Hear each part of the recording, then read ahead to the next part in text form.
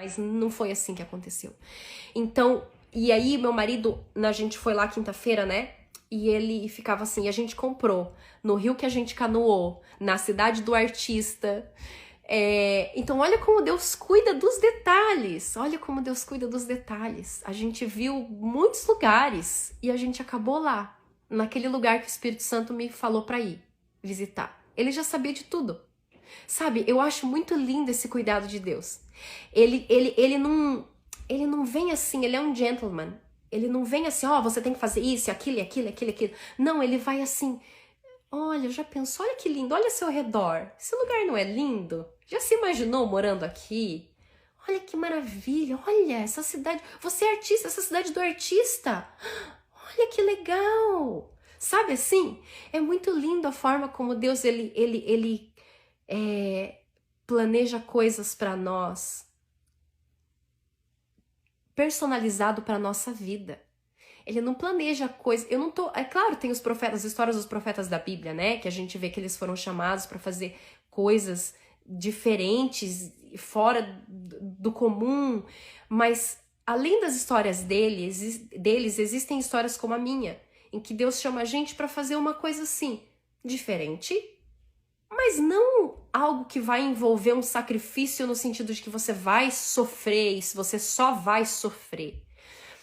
E então, assim, quando eu olho para essa experiência que a gente tá vivendo, até a gente foi lá na quinta-feira e o Herbert ficou um pouco preocupado porque os proprietários da casa falaram que lá tem alguns problemas com a internet. E aí eu falei, amor, vamos lembrar da história. Lembra que a gente orou em cada processo, a gente colocou a casa para vender e a gente orou para Deus que se eles ofertassem menos do que um determinado valor X, a gente não ia vender. E eles ofereceram muito mais do que o que a gente pediu, você lembra disso? Então sabe o que eu percebo? Eu percebo assim que Deus, ele faz as coisas assim com o maior amor do mundo. É tipo aquela mãe que o filho vem assim e fala assim, mãe, eu tava com vontade de comer um farelo de pão. E aí Deus faz assim um bolo, 3 pães, uma torta, sabe assim? É assim que eu vejo Deus.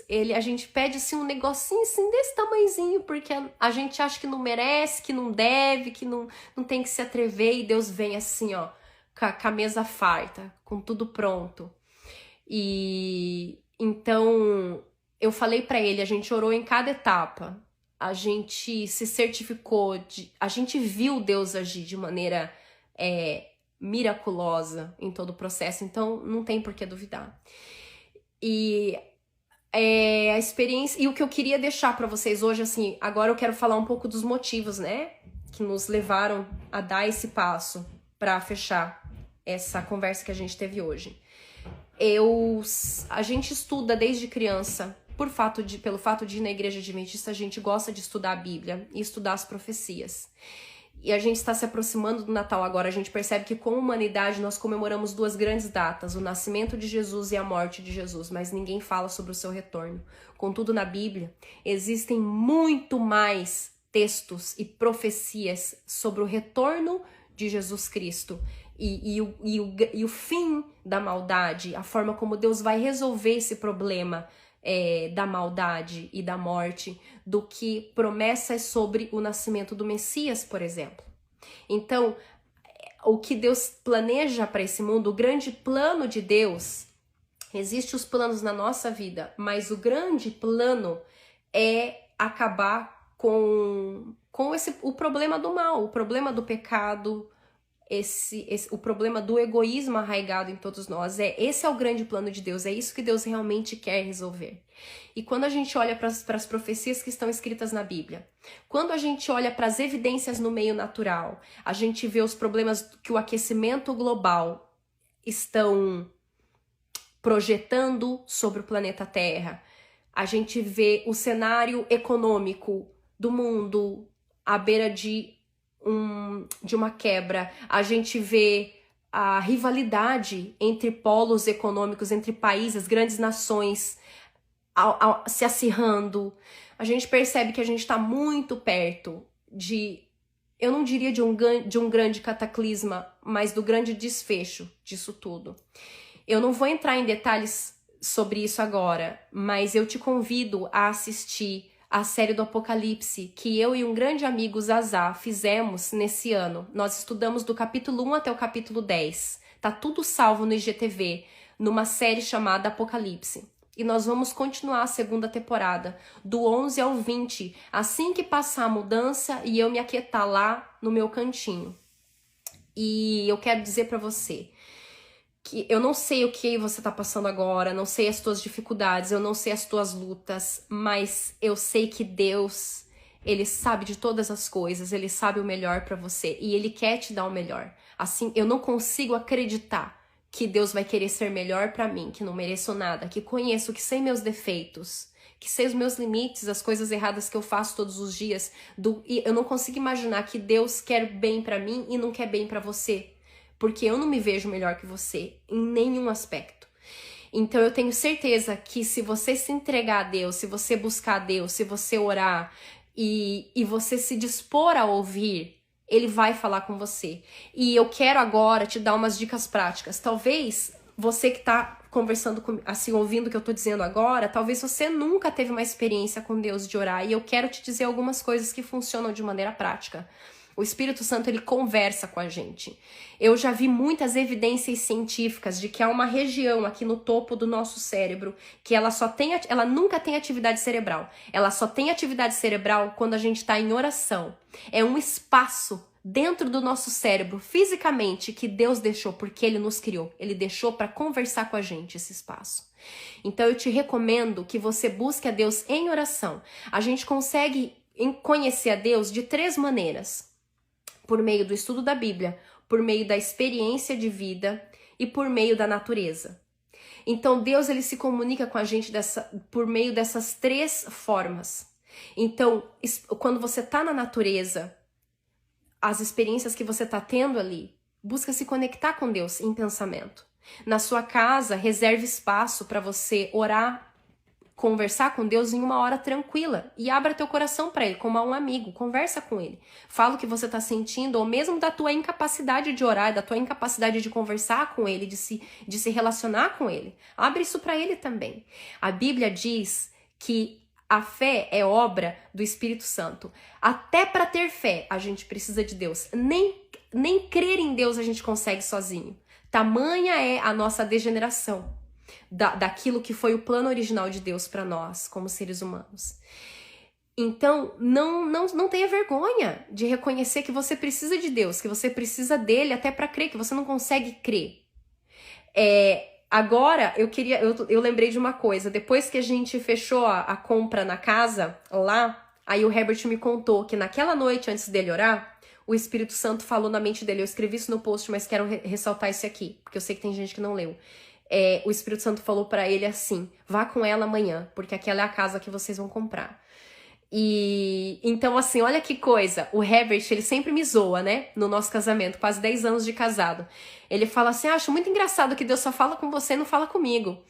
E aí, e assim, né? Nós temos nossas personalidades diferentes, mas no dia que o Herbert se dispôs a orar e a entender o que o Espírito Santo tinha pra ele, Deus falou com ele.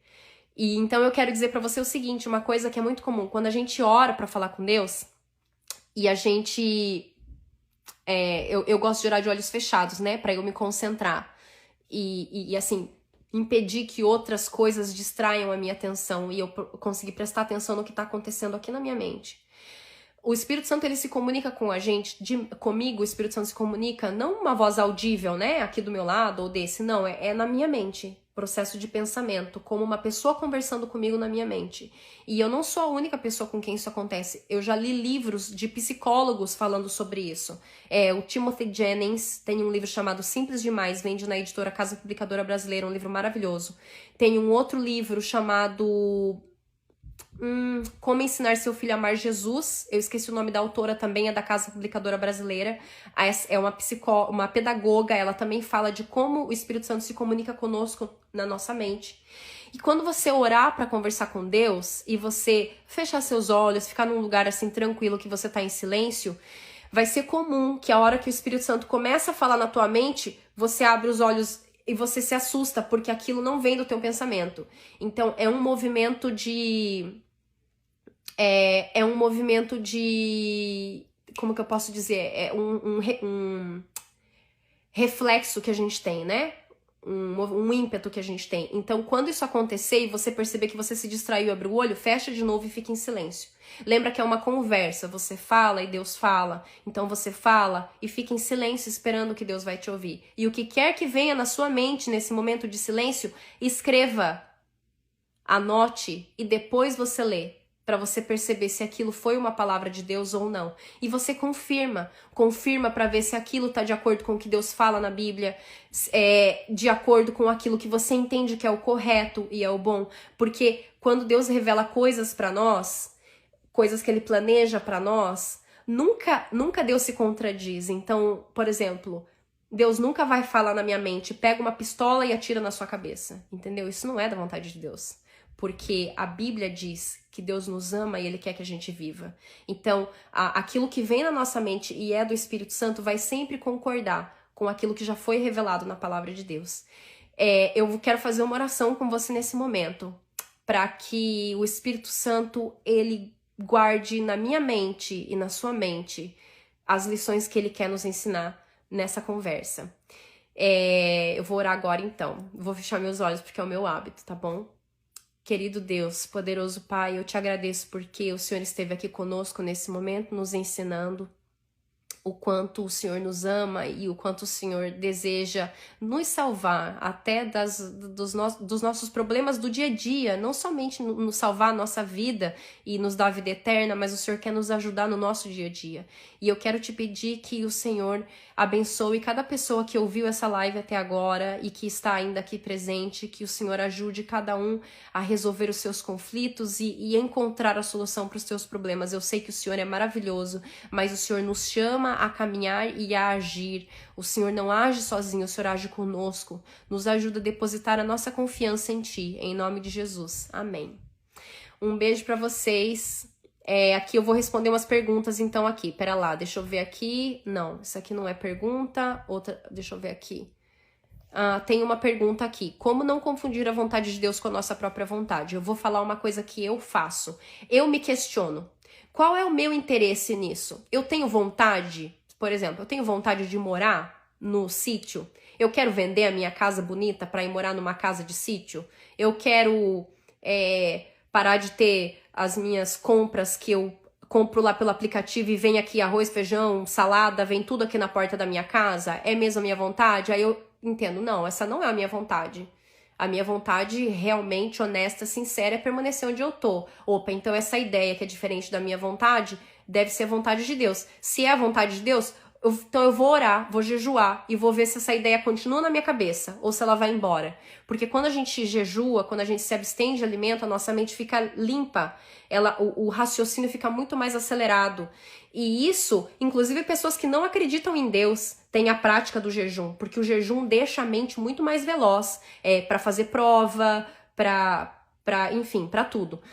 E então, o nome do primeiro livro que eu citei é Simples Demais, do Timothy Jennings. Ele oferece um método para a cura da mente maravilhoso, super recomendo a leitura, é da Casa Publicadora Brasileira. O título do livro sobre cura... O livro que eu tava falando sobre cura da mente, o nome dele é... Deixa eu tentar lembrar agora.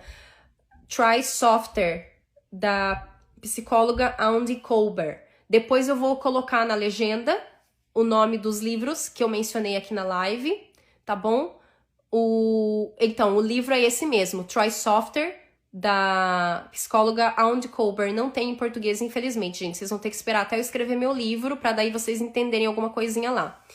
Gente, que Deus abençoe muito vocês, que me abençoe também, que a gente seja muito feliz e que a gente consiga acreditar que Deus é bom, Ele nos ama, Ele quer o melhor pra nós, tá bom? Um beijo pra todos e é isso, até a próxima!